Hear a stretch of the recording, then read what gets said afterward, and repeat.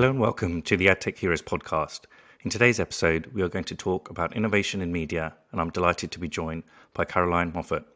Caroline has over 10 years' experience in digital media, with a background in digital display, planning and buying at agencies Mindshare and Mediacom.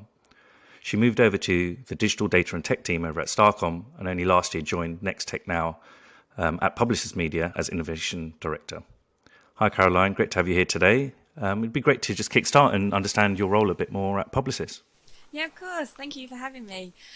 So I work in the NextTech Now team at Publicis Media and help brands deliver meaningful innovation by connecting them with AdTech startups.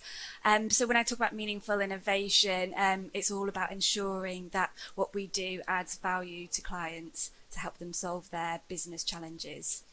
So our partners cover a range of areas, from e-commerce to immersive experiences, both in the online and physical worlds, and new sources of data and consumer insight. So I work with all the agencies across the group, so Starcom, Zenith, Spark, as well as different business units that sit within Publicis, such as commerce and content. So it's a really varied and exciting role. And that must be super exciting, right, to have that role, because I think all of us that work in the industry and have worked in the industry for some time now, we know it's constantly innovating and there's always the next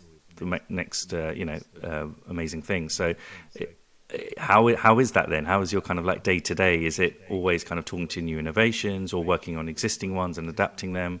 How is that for you, kind of like in your day to day?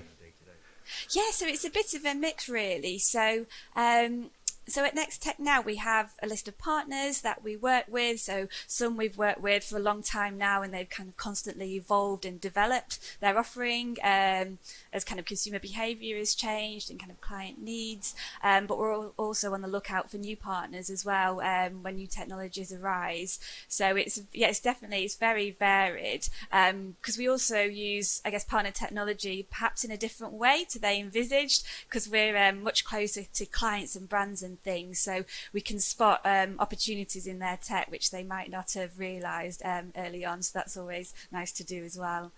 So is it safe to say your role, you're working not only with the agencies and the innovators within the media space, but also the brands as well, and it's kind of being this glue amongst all the different stakeholders within the industry to make sure that everyone gets what the innovation is and the tech's right and the data's right. Is it safe to say you're kind of working with so many different stakeholders within the industry? Yeah, exactly that. We see ourselves as these, impartial connectors, because as you mentioned, we span so many different areas. So helping the commerce team, helping investment teams, content teams, brands. Sometimes we help them to understand what innovation means for them, because innovation definitions can vary massively depending on who you're talking to. It could be something new for them, different ways of doing things to make their media more effective, or some want to do something kind of brand new in their vertical or media first. So it's really about working closely with the brands to understand what they see as innovative, and then we can kind of help guide them through that and connect them with the right parts of the business and the right kind of AdTech partners as well. That makes sense. And how long has it been around, NextTech Now? It's been around almost 7 years now. So it was quite ahead of its time when the unit was developed. So it's it's a way that helps centralise innovation for Publicis Media as a whole, because there's already so many kind of new tech platforms coming up. It's really hard to kind of navigate who the partners are. Is it a quality product? Is it something different to what already exists in the market? But also, is there a need for that new platform and technology as well? Because it might seem to be kind of, cool and interesting, but at the end of the day, if it doesn't help deliver on kind of marketing and media objectives, then it's not kind of, as relevant for us to work with them on. And how was the role in the last kind of 6 months been versus your kind of agency days over at Mindshare and Mediacom? Is it quite similar? Is it very different? So I say the main difference is the size of the team. So we're a very, very small team. So I'd say that was the biggest difference. But to try and overcome, the challenges that will bring, we have a network of ambassadors throughout Publicis Media to help understand the NextTech Now offering and the partners that we work with.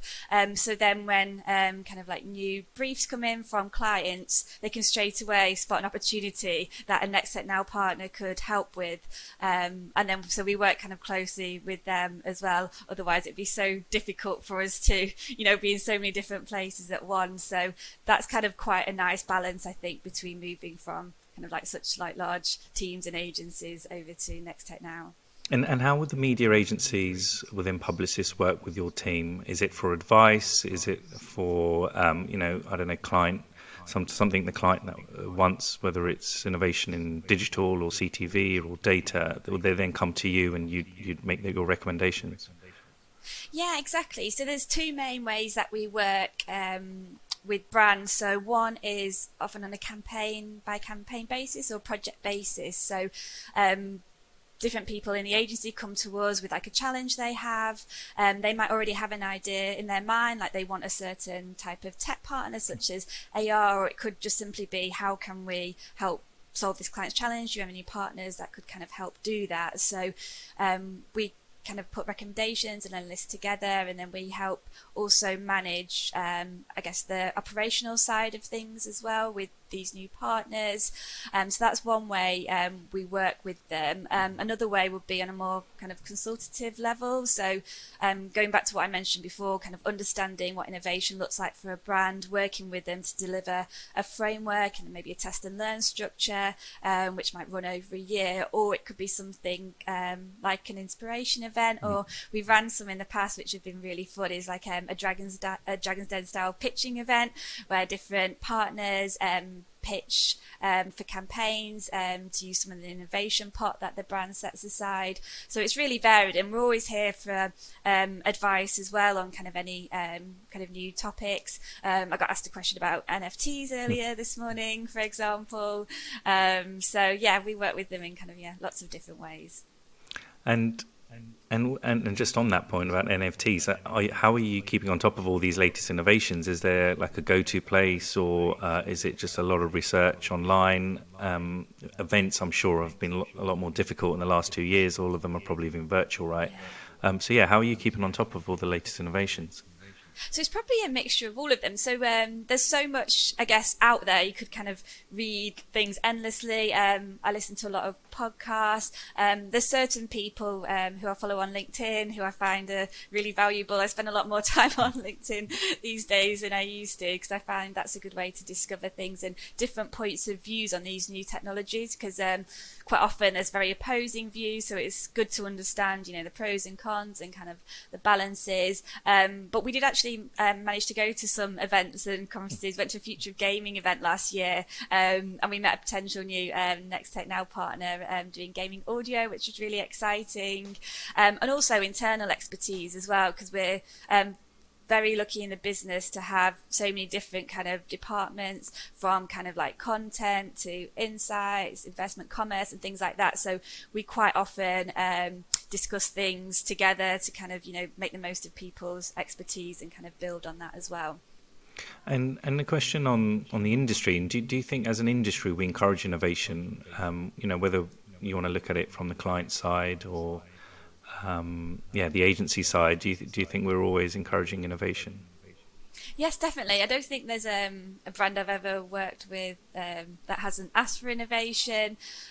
We are very lucky because it is constantly changing and new technologies are emerging, so it's always really exciting. I remember when I joined Mindshare as a grad, working on understanding about mobile advertising, which was pretty groundbreaking at the time, working on like a click-to-call campaign for an auto advertiser, so using the innate capabilities of the phone. So again, still using it in a meaningful way for that brand. But there's always something, and I love learning about all the new like tech and platforms, which is obviously why I'm in kind of the job at the moment. But I think it does come with its challenges as well, because we can be bombarded with so many different things, get contacted by like lots of new kind of partners who are kind of popping up, and it's about navigating that to make sure that the partners innovations we're working with adds value to our clients, but also the area isn't just kind of, hype or, a fad. Yeah, I think that's a good point. As you're going to be inundated with so many emails from media owners and new AdTech partners, and it's a great thing to be in our industry, right? There's just constantly new things coming out, whether it's advertising related or anything else. How do you filter the good from the bad? Is there like a process that you have, or like certain criteria or certain ticks and boxes that you need? Yes, exactly. So to be a NextTech Now partner, we do have a list of criteria, because as part of what we do is we help de-risk innovation for clients as well.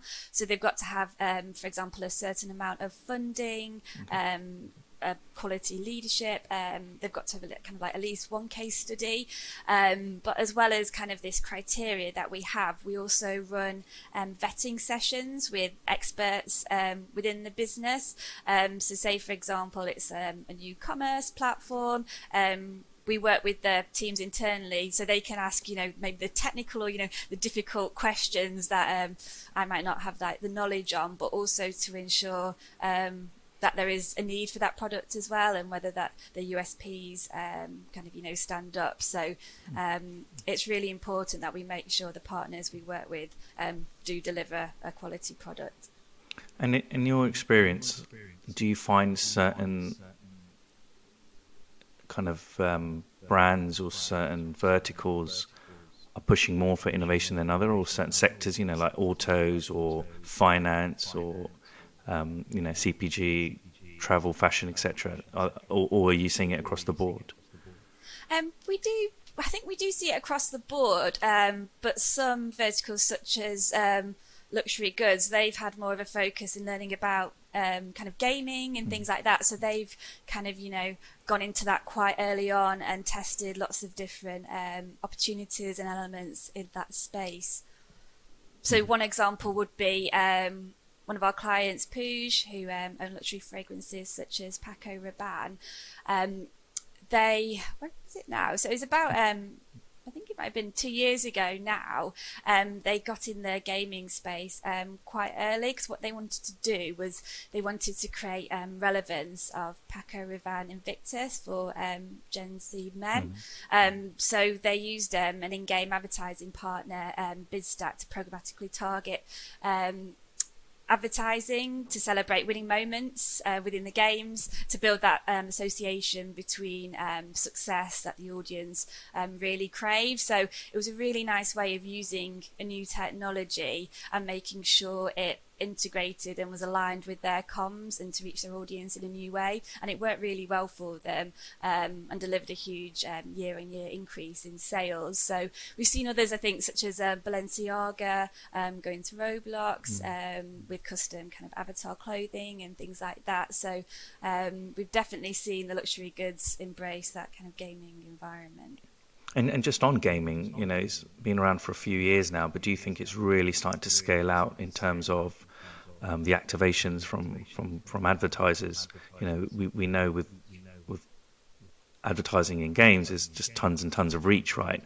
But it's about capitalizing on that reach and making sure that the ads you ultimately serve are, attention grabbing, and there's a clear trade-off, of the user actually seeing the ad and not just being bombarded with tons of ads while they're trying to play a game.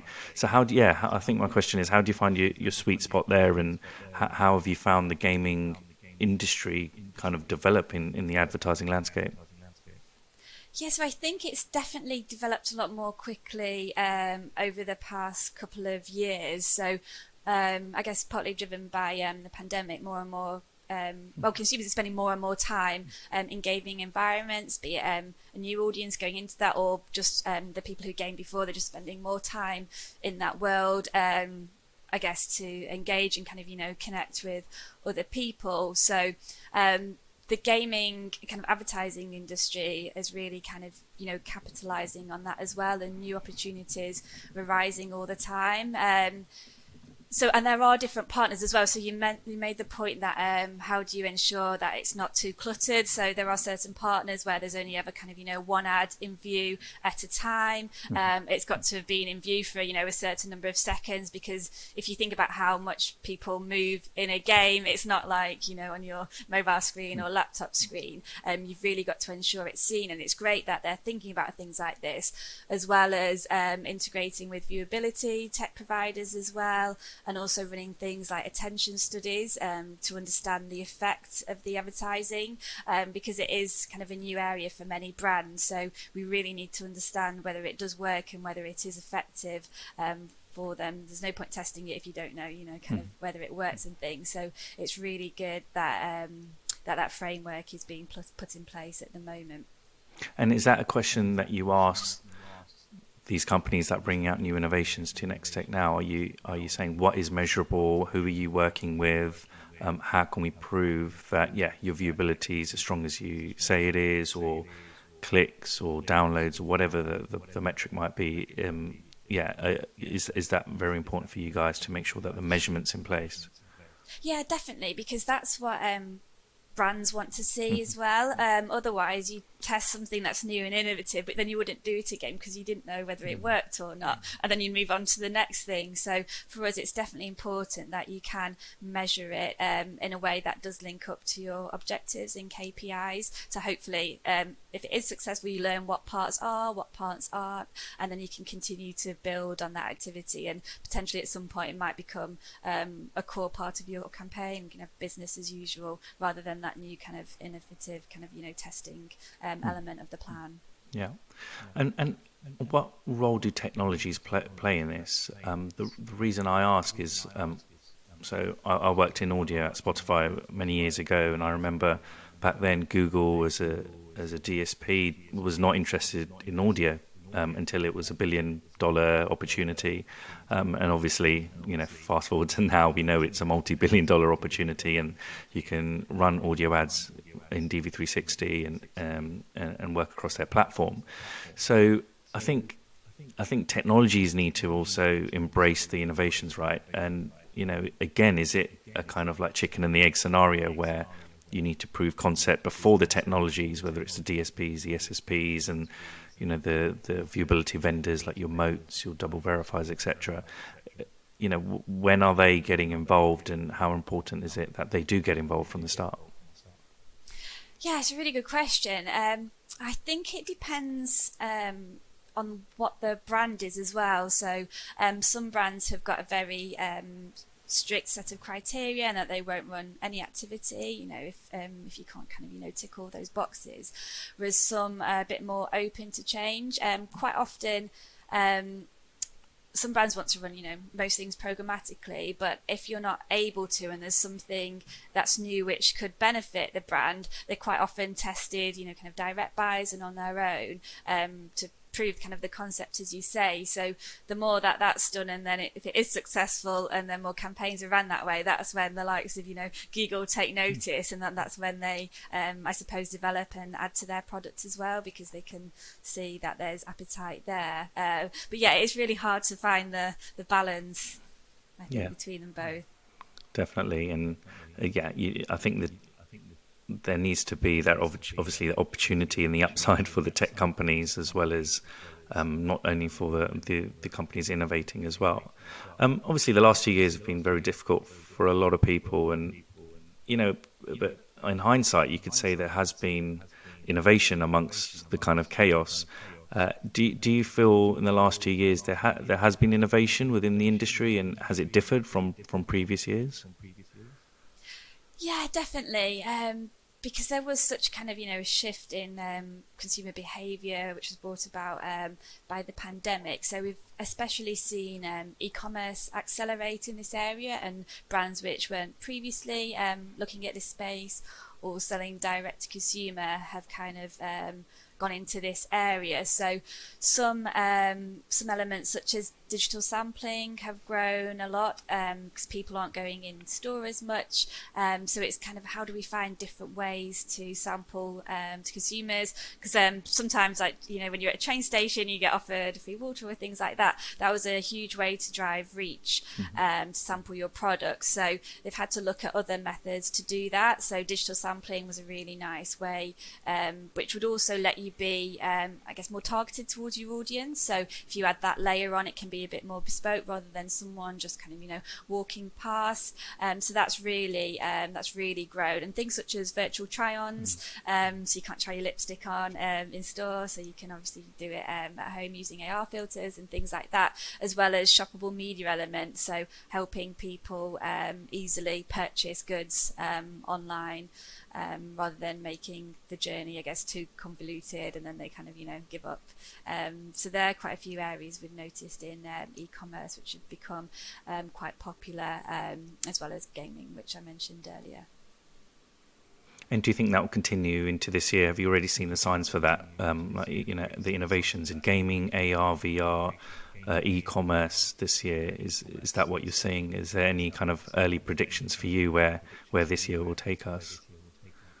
I think it's definitely accelerating. Obviously, consumer behaviour could change, you know, when the restrictions are being lifted and things like that. So it'll be interesting, especially to see from a gaming perspective, how that time online changes. I think the brands who already started to invest more in e-commerce will continue to build on that, because that won't be going away. Even if you're on your phone, you know, on the train or things like that, people still now expect to be able to purchase goods and to, you know, receive them very quickly and expect a really smooth experience. So I think brands will just continue to build on those.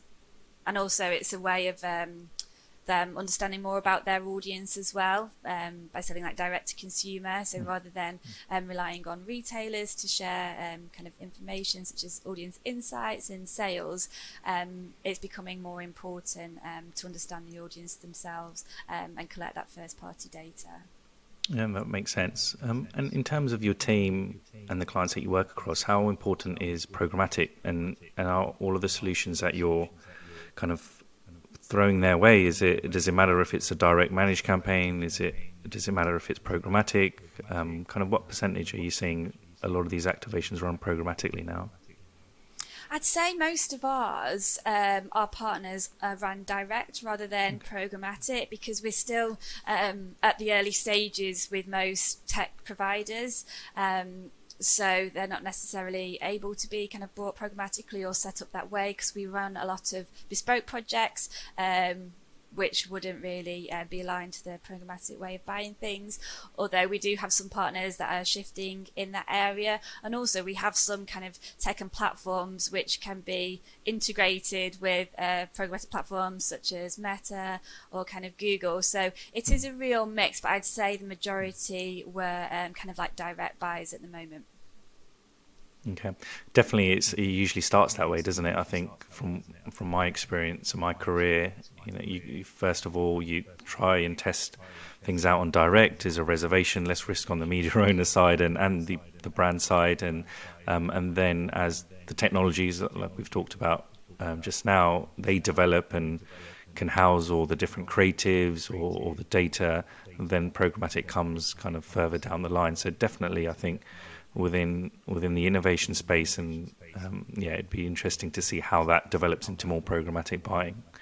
More of an interest from me, really. So how does AR and VR play within the mix? And are there any cases or any examples that you've seen work really well for when a brand has embraced AR or VR? Yes, definitely. So one kind of activation which comes to mind was an activation for Felix with Purina.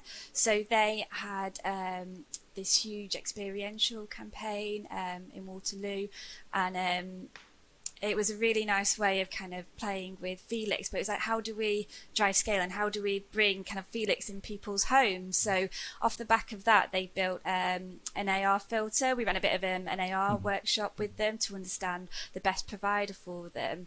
And it was a really nice way of using it and people were really interested in it. Everyone loves animals, don't they? Well, a lot of people do, and pets and things. So Felix could go in their home, they could kind of stroke him, he could roll over, and off the back of that, they've kind of built and developed the iteration of the Felix AR filter. It can be run across social, it's run in different markets, so it was a really kind of nice way of more of a longer term activation as well, but it being built for a reason rather than someone saying, oh, let's build an AR filter because it might, look good, or some people kind of might play with it. So I thought that was used in a really nice way. And I also think they're being used really well at the moment for virtual try-ons.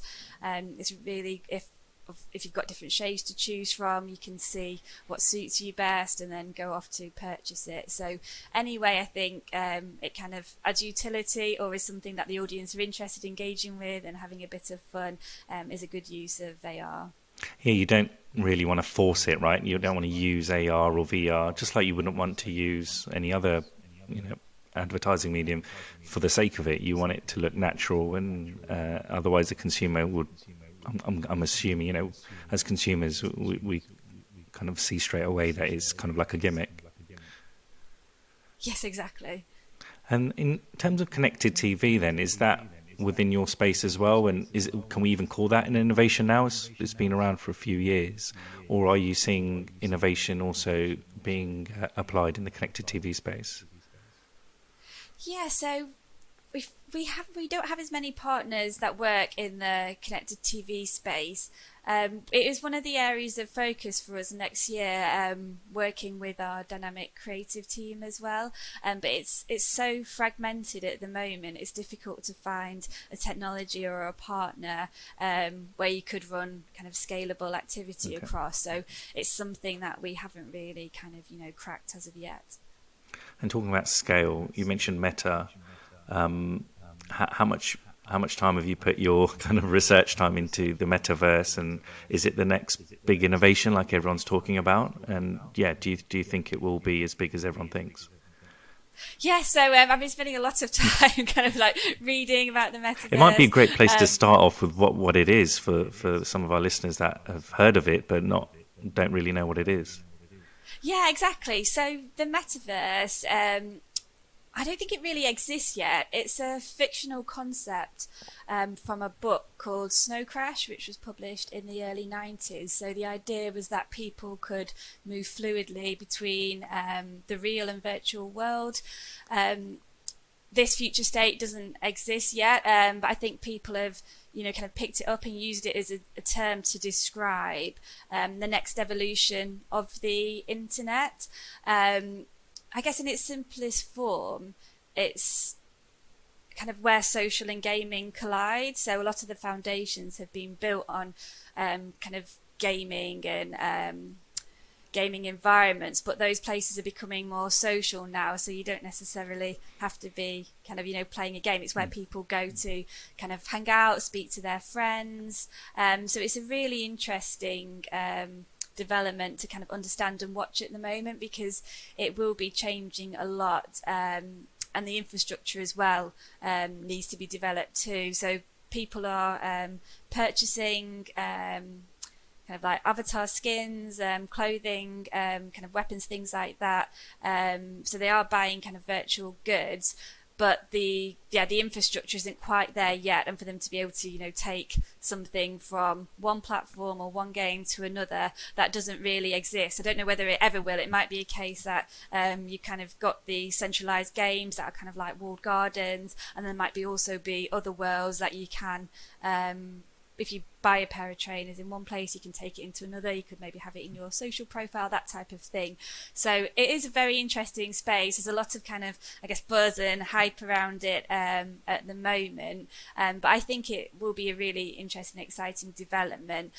So at the moment, we're just trying to understand kind of how it all works at the moment, what advertising opportunities are there, keeping an eye on what develops, and then also helping guide our clients on this as well, because it's not going to be right for everyone straight away, but it is important to understand this space to be able to, kind of make recommendations. And even if it's not right for you right now, it'll be interesting to kind of monitor and watch and see how it develops, as that might change over time. And are you getting interest already from brands? Are they asking you those questions? What can we do for the metaverse? In the metaverse? Yeah, no, they are. Like, I had a query last week, a brand saying, what's the metaverse? Like, should we be in it? What should we do? So it's really important that we can kind of, help guide them in that space, because, we're getting more and more queries about it. And as I mentioned, I got asked about, should we be doing NFTs this morning for another retail brand? So rather than just kind of being like, yes, definitely, let's do it. It's new. It sounds exciting. It's just understanding, is it right for them? What's available? And just seeing how it plays out. Because there's a lot of kind of gimmicks and things at the moment, like NFT art, kind of galleries and things like that. Depends. It just needs to be done in the right way, because there are some ways you can kind of just build an NFT, which is no more than a JPEG, and it doesn't really add value to anyone. So it's understanding how best to use the different technologies that are available in this world as well. Yeah, I read, I think, an article the other week, NFTs, like JPEGs or just small pictures being sold for thousands and thousands, and any normal person like me would look at that and think, oh yeah, I can create something on Paint, or what, I don't even know if you use Paint anymore, but just some easy tool on your laptop and make thousands. But that's probably not that easy, right? Yeah, no, exactly. Or people wouldn't buy them, because the value can change as well. So that's another kind of interesting thing about NFTs too. So it's safe to say it's a little bit early for the metaverse. So now I think it's the time for everyone to put their research in, and I suppose get their knowledge up about the metaverse and what kind of players there are and companies within that space. Yes, exactly. Perfect. Yeah, that'd be my starting point. I'd recommend. Perfect. Cool. So we've just got one final question for you today. If you had a superpower in AdTech, what would it be? What would it be? So I think it'd be the ability to have a unified customer view, so I could understand and show our brands the true impact of their innovative activity. Because I mentioned earlier, it can be hard to measure and track. I know it's an industry-wide challenge, because I don't think anyone's obviously cracked it yet, because it'd be really powerful if they did. But I think that'd be my superpower. So I could really, show kind of like the value that innovation can add for a brand, and so it shouldn't be kind of an add-on or an afterthought. So and it would be a standard, right, across any type of innovation? Is that any type of I'd say the whole industry, because then you can compare things like for like. It's a superpower, right? So you can pick anything. You can do exactly. It's your superpower. You can make it what you want. Brilliant. No, thanks for that. Really appreciate it. It's been great speaking to you today. So that's all we've got time for in today's podcast. Thanks, Caroline, for your time. Oh, brilliant! Thanks for having me.